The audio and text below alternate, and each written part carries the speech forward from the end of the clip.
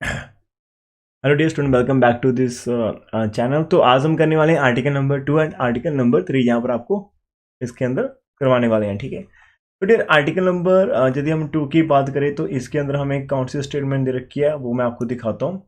इसके अंदर हमें दे रखा है कि prove that the linear congruence जो हमारे पास दे रखी है A X is equal to congruent B modulo M has a solution if and only if हमारा डी डिवाइड करता है बी को। और डी हमारे पास क्या होता है, ये जो आपको ए मिल रहा है और यहाँ पर एम मिल रहा है। ठीक है, इन दोनों का आपके पास जो भी जीसीडी रहेगा दैट इज डी। एंड यदि आपके पास डी बी को डिवाइड करता है तो इसका डेफिनेटली आपको एक सोल्यूशन मिल जाएगा। तो सबसे पहले हम एक सोल्यूशन की बात करें। ठीक है, तो इसको करना कैसे वो मैं आपको यहाँ पर दिखा देता हूँ। ठीक है, स्टार्टिंग हम यहाँ पर करने वाले हैं इसकी एक ऐसी स्माइल के साथ करेंगे। तो यहाँ पर दो मेथड्स रहते हैं। तो सबसे पहले यहाँ पर आपका इफ एंड ओनली इफ रहता है। तो यहाँ पर देखो, हम एज्यूम करके चलेंगे कि हमारे पास ये इक्वेशन के पास एक सोल्यूशन है, दैट इज से x इक्वल टू x1 इसका एक सोल्यूशन है। ठीक है, तो हमने ये चीज एज्यूम कर लिया। हम क्या प्रूव क्या करेंगे कि हमारा d क्या b को डिवाइड करता है। अब यदि ये हमारे पास सोल्यूशन होगा तो ये आपके गिवन इक्वेशन को सेटिस्फाई करेगा कि आप यहाँ पर x की जो वैल्यू है वो आप यहाँ पर x1 सेट कर देंगे तो हमारा आंसर आ जाएगा। ठीक है, तो देयरफॉर आपके पास a into x1 congruent b आपका मॉड्यूलो m के ऊपर रहेगा। ये आपका नंबर 1 यहाँ पर रहेगा। तो कैसे हमने लेट कर हमने लेट करा कि x इक्वल टू x1 हमारा सोल्यूशन है। तो सोल्यूशन है तो वो आपकी वैल्यू, आप x की वैल्यू जब x1 रखेंगे तब भी वो उसको सर्टिफाई करेंगे। That is the first point. अब यदि हमारे पास ये चीज़ हो जाती है तो आपको पता है कि हमारा नेक्स्ट टॉपिक क्या रहता है कि जब कभी भी आपके पास a कॉन्ग्रेंट b मॉड्यूलो आपके पास m रहता है तो इसका मीनिंग आपके पास क्या रहता है कि आपका जो m है वो डिवाइड करता है a माइनस b को डिवाइड करता है। तो यहाँ से आपका जो m आ जाएगा वो क्या करेगा, आपका डिवाइड करेगा जहाँ से a x1 माइनस बी को डिवाइड करेगा। ये हमारे पास हो जाएगा। अब m इस नंबर को डिवाइड क्यों करेगा, अब जो हमारा m है वो इस नंबर को डिवाइड क्यों करेगा, बिकॉज ये नंबर आपका m का मल्टीपल रहेगा। तो this number will be multiple of m, so that's why it can divided by m। तो आपका नेक्स्ट स्टेप यही रहेगा कि हमारे पास ये जो a माइनस बी होता है, मैं साथ में डेफिनेशन के साथ जाऊंगा। तो आपका a माइनस बी आपका m का मल्टीपल होगा for some p belongs to integer. ये हमारे पास हो जाता है। ठीक है, जहां से अब दिमाग के अंदर सोचने की कोशिश करेंगे आपको प्रूव क्या करना है। एक्चुअल के अंदर आपको प्रूव करना है कि डी इसको डिवाइड करना चाहिए। ठीक है, तो डी आपके पास है क्या, डी आपको दे रखा है a कॉमा m का जीसीडी है। अब हमें पता है कि यदि जीसीडी तो आपका d is equal to a into some number आपका l हो जाएगा m इंटू सम t। ठीक है, आपका इन दो नंबर की लीनियर कॉम्बिनेशन के अंदर आप लिख पाएंगे। तो यहाँ से आपका ये हो जाएगा d is equal to a l plus M T type आपके पास आ जाएगा, ये रहेगा। और डियर अभी साथ में यहाँ पर देखो अभी, और हमें डिवाइड क्या करना, हमें डिवाइड करवाना है कि हमारा डी है वो डिवाइड करे बी को।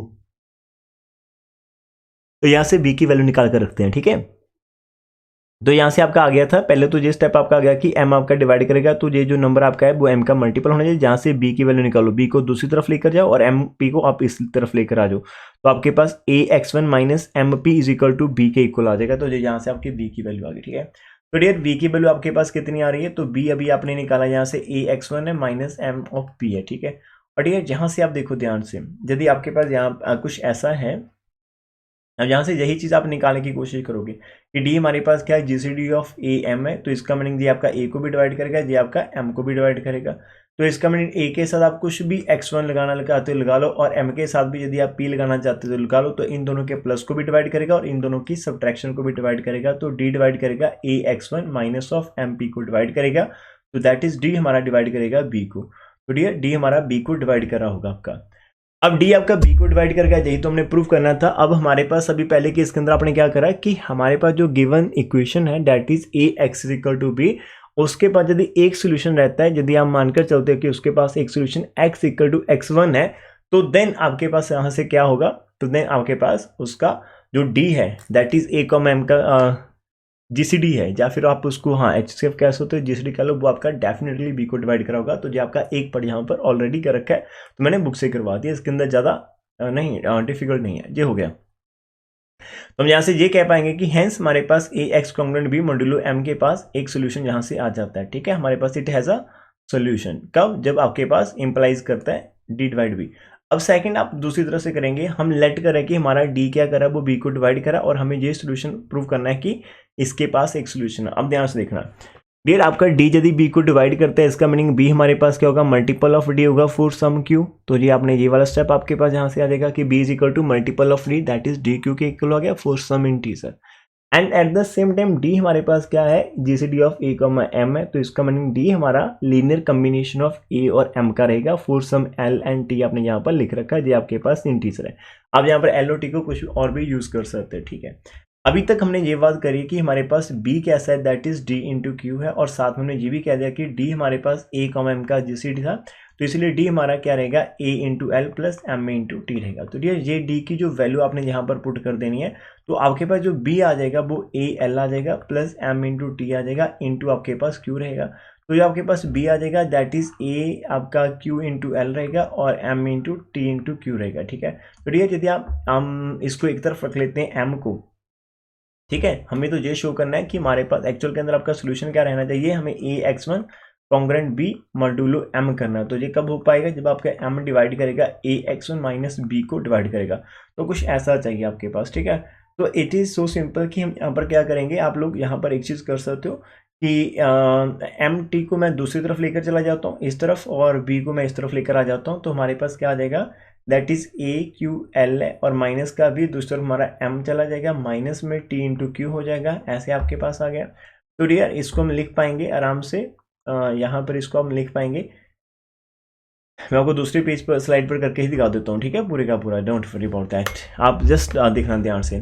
कन्वर्स पार्ट के अंदर जब हम काम करें तो कन्वर्स पार्ट के अंदर हमने ये लेट कर रखा है कि हमारा डी वी को डिवाइड करेगा, तो इसका मीनिंग बी हमारे पास मल्टीपल ऑफ डी होगा फॉर सम क्यू नंबर, आप इसको 1 कह लो 1 मिनट के लिए, और साथ ही में डी हमारे पास क्या है, GCD of A comma M, तो डी आपके पास क्या रहेगा, इन दोनों का मल्टीपल होगा, ए एल और एम इंटू टी टाइप रहेगा।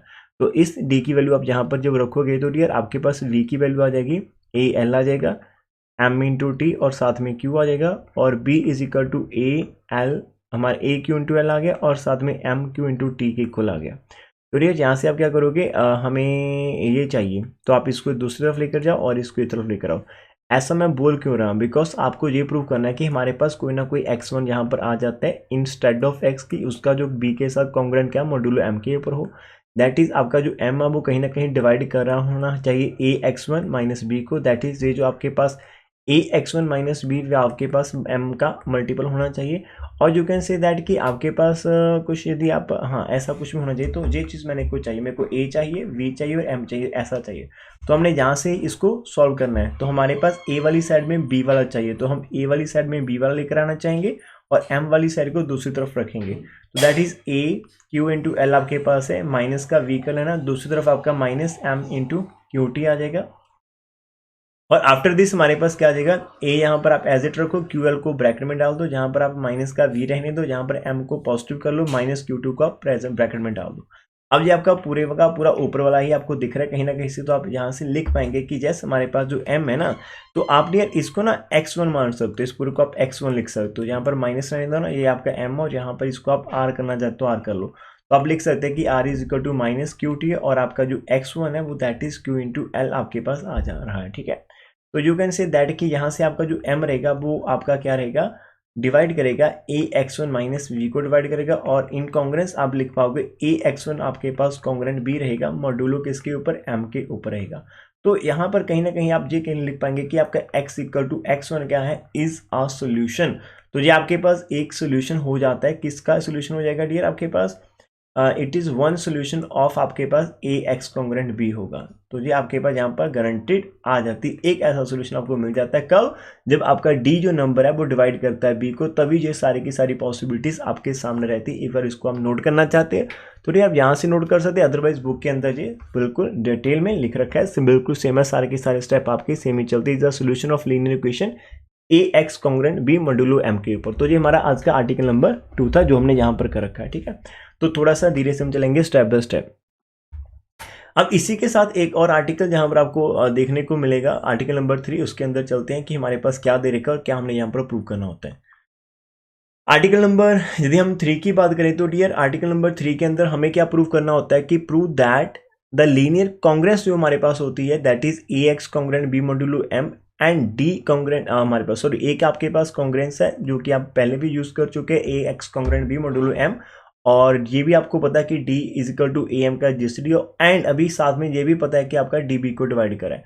तो has exactly D incongruent solution modulo M, मतलब इसके पास हमें अभी तो हमने ये शो करा कि इसके बाद ए का पास एक सोल्यूशन है x1, ठीक है, इसके पास एक सोल्यूशन है। लेकिन अभी हम ये बात करने वाले हैं कि इसके पास एक्चुअली एक ने इसके साथ बहुत सारे सोल्यूशन रहेंगे, लेकिन उनके अंदर से इनकॉन्ग्रेंट कितने रहेंगे, इनकॉन्ग्रेंट आपके पास d ही रहेंगे। तो जो भी a, m का जिसडी आ रहा, तो यदि d5 है तो 5 इनकॉन्ग्रेंट रहेंगे, बाकी सारे के सारे कितने रहेंगे, आपस में कॉन्ग्रेंट रहेंगे। वो चीज हम यहाँ पर प्रूव करने की कोशिश कर रहे हैं। अब इसके अंदर खाली एक स्टेप आपको सीटीएम में लेकर जाना पड़ेगा कि सर ये मैं कैसे, इन्होंने पता चला। तो सीटीएम होता है कमेंट टू मेमोरी। तो इस पूरे थ्योरम्स के अंदर कुछ बच्चे क्या करते हैं, पूरी थ्योरम को याद करने की कोशिश कर लेते हैं, लेकिन that is not good an idea, ठीक है। तो आपको पूरी थ्योरम्स को याद नहीं करना होता, आपको बस अंडरस्टैंड करना क्या होता है कि थ्योरम के अंदर कौन कौन से स्टेप है। यदि कहीं कुछ लगे वीक पॉइंट तो आपको मात्र एक आधा पॉइंट या फिर ज़्यादा से ज़्यादा 2 से 3 पॉइंट आपको सीटीएम करने होते हैं। That is commit to memory, जिसको मैं बोल देता हूँ, वो चीज़ आपको यहाँ पर करनी होती है। सिंपल, ठीक है, इतना काम करना। अब इस वाली थ्योरम के अंदर हम क्या करेंगे, इस वाले आर्टिकल के अंदर क्या करेंगे, स्टार्टिंग हमने कहाँ से करना है कि आपके पास जी चीज़ 2 कंडीशन दे रखी, तो इसका हमें सोल्यूशन तो रहेगा कि गिवन हमें d डिवाइड b करा और साथ में d हमारा क्या है a, m का जिसडी, तो therefore x equal to x1 is the solution of this one होगा।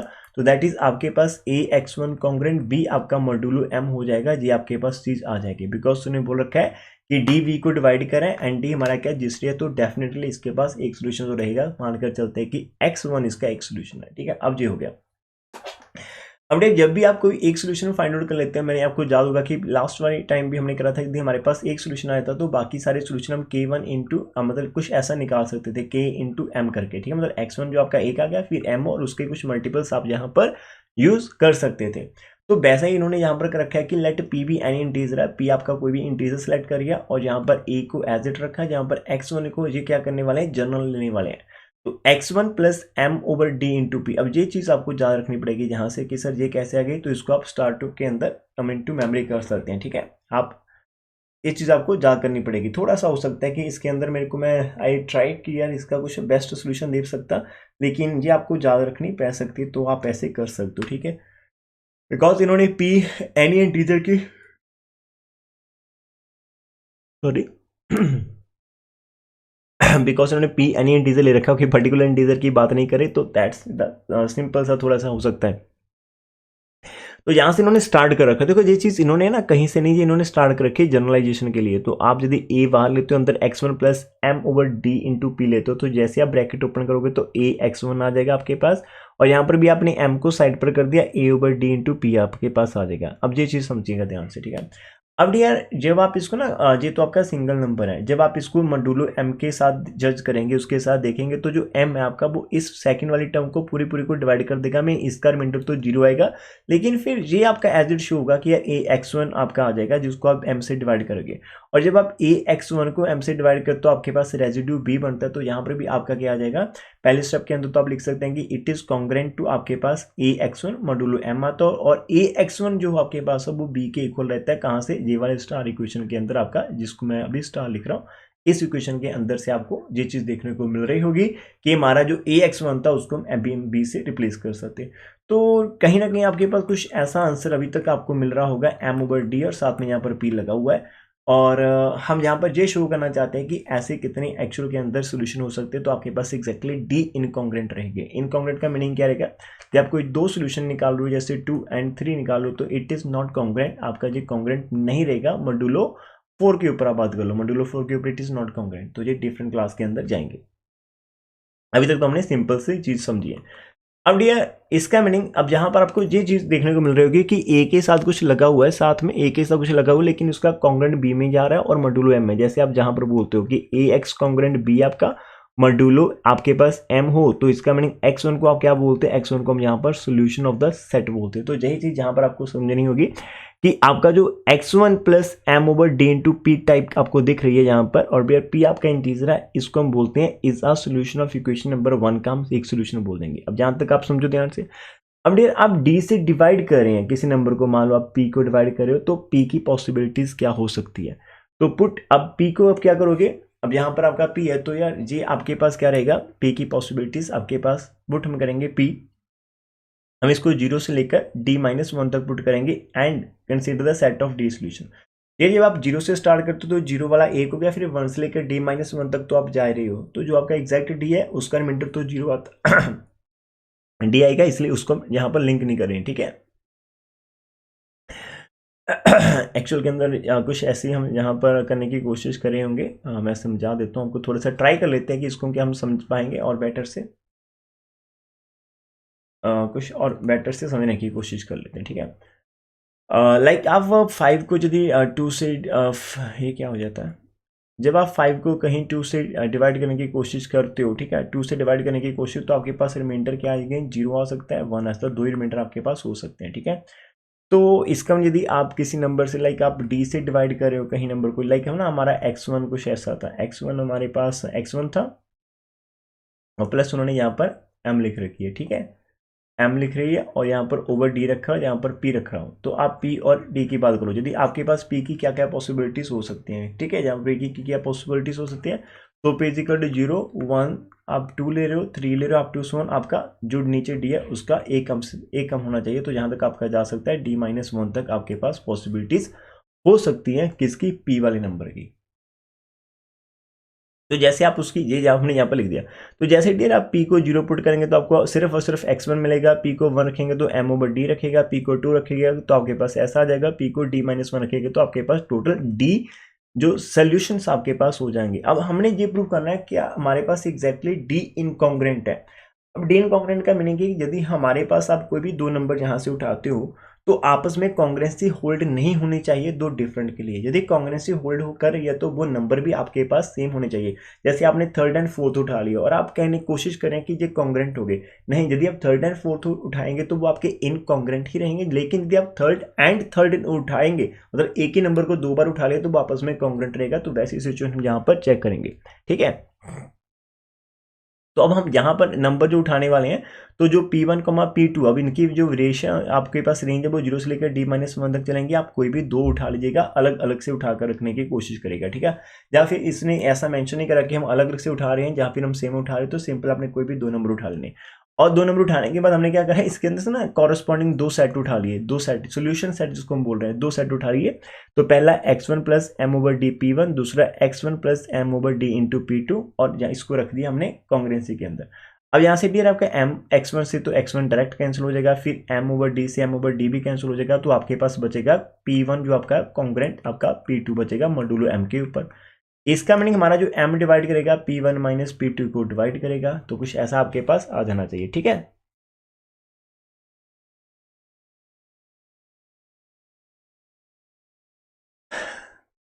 सही है यहाँ पर।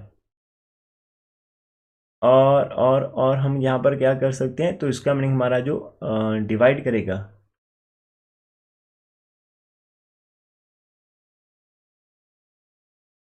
यहाँ पर ना एक चीज़ हमने नोट नहीं करी, मैंने बुक के अंदर पहले मैं दिख रहा था, मैं अभी नोट कर रखी है कि अजय जो ना मॉड्यूलो लेते हैं, ये मॉड्यूलो डी के ऊपर कैसे आ गया, P1, P2। अब ये डी के ऊपर ऐसे आएगा ना, बिकॉज आप जो आपके नंबर ले रहे हैं P1, P2, ये आप डी से ही ले रहे हैं, डी नंबर से ही ले रहे हैं, ठीक है। इसको m के साथ नहीं लिंक करें, हम डी के से अंदर ले रहे हैं, शायद ये एक केस हो सकता है। अदरवाइज आप यहाँ से यदि मॉड्यूलो m की बात करें और m इन दो नंबर्स को P1, P2 को डिवाइड करेगा, और यहाँ से आपके पास P1, P2 आप 0 से लेकर d-1 के अंदर से लेंगे, तो कुछ यहाँ पर डिफिकल्टी कुछ लोचा आपको दिख रहा होगा। अब यहाँ पर था क्या एक्चुअल के अंदर मैं आपको दिखाता हूँ, एक्चुअल के अंदर मैं आपको दिखाने की कोशिश करता हूँ। इन्होंने ना यहाँ पर क्या रखा, जिस चीज़ की बात करें, अब ये चीज़ आपकी कैसे होल्ड होगी, यहाँ पर ना एक रिजल्ट लग रखा है, वो रिजल्ट आपको हमें वैसे तो दिखता नहीं, लेकिन थोड़ा सा मैं आपको हेल्प कर देता हूँ। हमारे पास जब ऐसा कुछ आ गया कि m ओवर डी आपके पास P1 है और ये कॉन्ग्रेंट आपका m ओवर डी आपके पास P2 है, और ये कहाँ पर है, मॉड्यूलो m के ऊपर है। फिर m से m तो कैंसिल ही हो रहा है आपका ना, तो खाली आपका P1 ओवर डी और कॉन्ग्रेंट आपका P2 ओवर डी बच रहा है। और मॉड्यूलो अब आप m से तो करने का कोई फायदा नहीं। अब यहाँ पर P1 एंड P2 आपके पास, और नीचे उनको डिवाइड कौन हो रहा है, डी कर रहा है, तो आप डी के साथ यहाँ पर चेक कर सकते हो, ठीक है। ये डी से डी आपका कैंसिल भी हो जाता है, तब भी आपका P1 कॉन्ग्रेंट P2 रहेगा, और ये मॉड्यूलो आपका डी के ऊपर रहेगा, ठीक है। और इसका मीनिंग डी आपका डिवाइड करेगा दोनों को, तो ये चीज़ आपके पास आ जाएगी। और डी आपका P1 माइनस P2 को डिवाइड करा है, तो डियर आपका जो डी है ना, इसकी एब्सोल्यूट वैल्यू को भी डिवाइड करेगा, जहाँ पर समझने की कोशिश करेगा। तो जो आपके पास डी है ना, वो इसी नंबर की एब्सोल्यूट वैल्यू मतलब P2 माइनस P1 को भी डिवाइड करने की कोशिश करेगा। अब स्टार्टिंग के अंदर हमारे पास जो P1, P2 दो हमने नंबर ले रखे थे, वो 0 से बड़े थे और d-1 से छोटे थे। तो जब नंबर ऐसे रहेंगे तो इन दोनों का जो डिफरेंस भी होगा ना वो भी आपका D-1 से छोटा ही होगा, D से छोटा ही होगा। जहाँ से देखो 2 केस आपके पास है, तो उसने ये बोल रखा है कि आपका जो D है ना वो डिवाइड कर रहा है absolute value of P1 minus P2 को एब्सोल्यूट डिवाइड कर रहा है, जबकि आपका स्टार्टिंग अंदर P1 कमा P2 आपके दोनों के दोनों आपके लेस देन और इक्वल टू D-1 थे और ग्रेटर देन इक्वल टू 0 थे, आपके पास ये पॉसिबिलिटी थी। तो जब आप दो नंबर D-1 से छोटे उठाएंगे तो उनको माइनस करने पर आपका जो आंसर आएगा वो ज़्यादा से ज़्यादा उसकी जो एब्सोल्यूट वैल्यू है वो भी आपकी लेस देन और इक्वल टू ही रहने वाली है, ठीक है। तो जो भी उनकी एब्सोल्यूट वैल्यू आपके पास आ जाएगी माइनस करने पर, बिकॉज दो नंबर आप 0 से लेकर पॉजिटिव उठाएंगे माइनस करेंगे तो वो नंबर छोटे ही होंगे आपके पास, ठीक है, छोटे ही होंगे। किससे छोटे होंगे? D से छोटे होंगे। तो D-1 से लेस देन इक्वल टू छोटे ही होंगे। तो अब हमारे पास क्या है, हमारे पास कुछ ऐसा बन रखा है D इनको डिवाइड करा, अब नंबर D से छोटे हैं लेकिन D डिवाइड करा, तो इसका मीनिंग एक ही पॉसिबिलिटी बढ़ती है, वो नंबर आपके पास सेम होना चाहिए 0, दैट इज आपका P1 is equal to P2 होना चाहिए। तो जब आप कॉन्ग्रेंसी के लिए गए थे कि हमारी कॉन्ग्रेंसी को चेक कर लेते हैं, तो हमने यहाँ पर कॉन्ग्रेंस को जानबूझकर इक्वल रखा था। कॉन्ग्रेंसी को इक्वल रखने के बाद हमारे पास P1, P2 भी इक्वल आ जाते हैं, इसका मीनिंग ये भी हमारे पास क्या रहेगा? 1 1 रहेगा, ठीक है। ये हो गया आपके पास।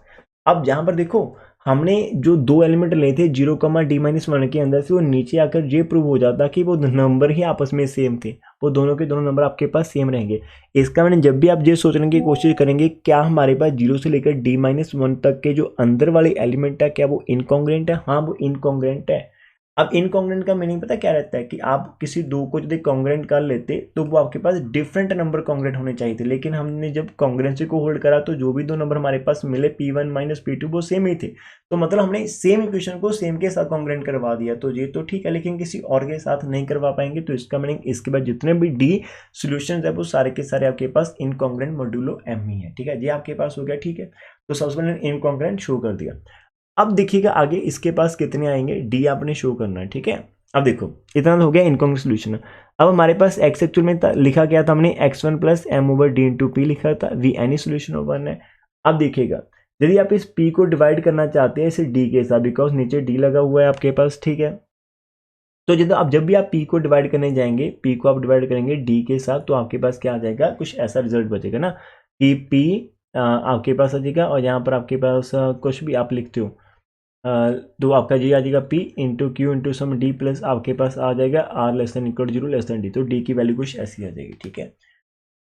आप यहाँ पर देखो आपका जो P है ना, P को D डिवाइड करने की कोशिश करा, P को D डिवाइड करने की कोशिश करा, P को D डिवाइड करने की कोशिश करा, तो यहाँ पर आपको पता होना चाहिए क्या ये कि D आपका यदि P को डिवाइड करने की कोशिश करा तो दो केस है, या तो P आपका मल्टीपल ऑफ D होना चाहिए, ठीक है, या तो मल्टीपल ऑफ D होना चाहिए, तो यहाँ पर आपके पास D के साथ आप कुछ भी लगा सकते हो, क्यू लगा सकते हो, और प्लस आपके पास कुछ ना कुछ रिमाइंडर होगा, तो रिमाइंडर की वैल्यू आपके 0 से लेकर जो भी आपका डिवाइजर D है उसके नेगेटिव -1 तक होनी चाहिए, ठीक है, ये जहां से आपको मिल जाएगा आराम से।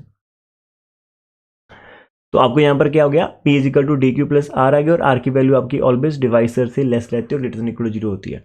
इस वैल्यू को हमने क्या करना, ऊपर वाली इक्वेशन के अंदर जो जहां पर हमारे पास था वहां पर पुट कर दीजिएगा AD प्लस, तो जहाँ उस आफ्टर दैट आप ब्रैकेट ओपन तो D से D आपका कैंसिल हो जाएगा पहले वाले केस के अंदर, दूसरे वाले केस के अंदर लग जाएगा।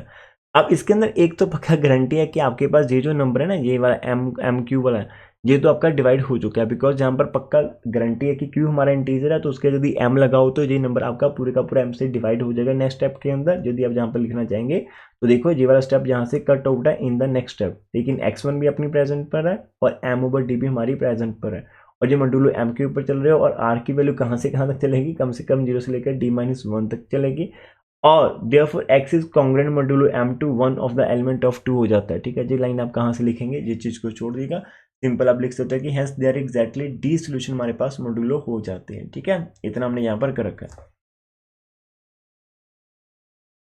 x is congruent modulo m हमारे पास है टू 1 एलिमेंट, हाँ ठीक है, वो चीज उसका एक ही सोल्यूशन होगी क्वेश्चन नंबर 2 के अंदर। तो डियर इस पार्ट के अंदर में 2 थ्योरम्स करी हैं, ज़्यादा थ्योरम के ऊपर आप फोकस करेंगे कि सर ये चीज़ पॉइंट ऐसी है वैसे, तो मैं थोड़ा सा लग रहा है कि ये कभी आई नहीं है हमारे पास। इसके जो चाइनीज थ्योरम है वो ज़्यादा इंपॉर्टेंट रहती है, इसके जो एक्सर के सहमत those are much important as compare to these articles and clauses, ठीक है। तो कल वाले वीडियो के अंदर आपको खाली यहाँ से एग्जाम्पल्स करनी हम सिखा देंगे, फिर आप उनको चेक कर लेना, ठीक है। तो चलिए, thank you for watching this one and की पेशेंस, हम इसको बहुत ही जल्द फिनिश करने वाले हैं। वाहिगुरु ब्लेस अस ऑल, ठीक है, टेक केयर, बाय बाय।